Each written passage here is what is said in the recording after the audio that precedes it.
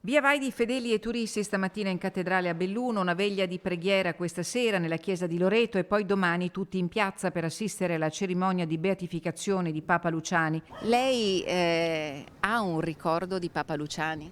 Abitavamo qua vicino, sì, ai tempi, quando era qua a Belluno, sì. È contenta di questa beatificazione? Proprio felice.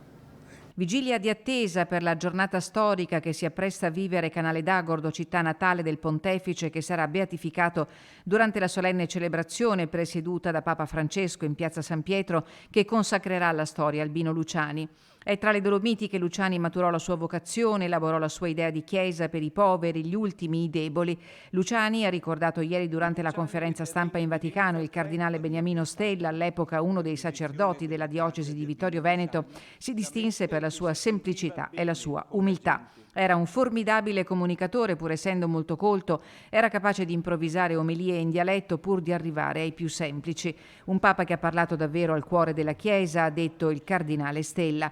A Canale d'Agordo è stato allestito un maxi schermo per consentire a chi non ha potuto raggiungere Roma di vivere le emozioni della cerimonia di beatificazione, alla quale presenzieranno le maggiori autorità religiosi e civili della provincia di Belluno e del Veneto.